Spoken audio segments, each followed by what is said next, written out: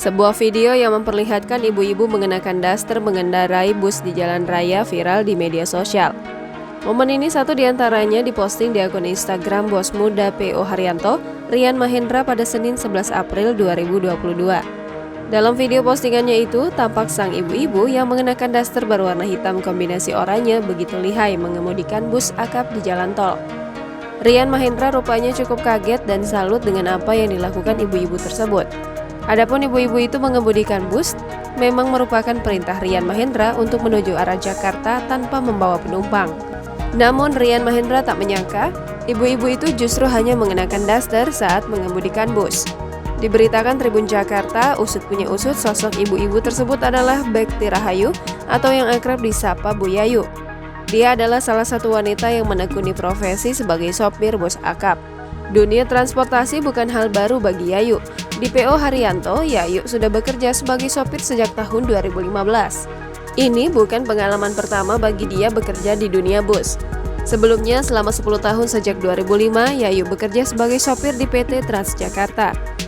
Dia pun merasa bangga karena dengan pekerjaannya ini bisa menyekolahkan anak-anaknya. Bu Yayu sudah malang melintang mengemudi di berbagai bus.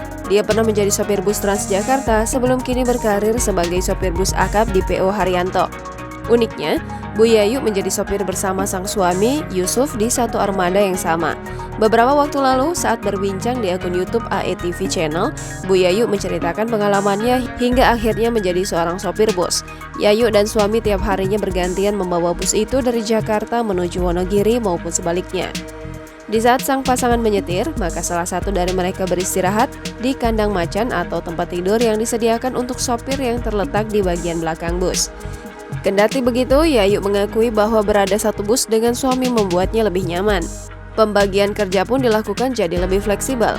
Kerjasama antar suami istri yang biasanya dilakukan di rumah, kini beralih ke jalanan tempat mereka mengaspal. Selain itu, dia juga memiliki waktu bersama dengan sang suami. Mengingat bekerja sebagai sopir bus membuatnya tak bisa pulang ke rumah setiap hari. Namun dengan bersama sang suami di satu armada, Yayu juga ada waktu untuk menyiapkan keperluan mereka selama bekerja ketika nyupir bersama sang suami. Biasanya, Yayu akan turun di dekat rumahnya terlebih dahulu di saat sang suami menyetir sampai tujuan akhir. Jangan lupa subscribe, share, komen, dan like ya!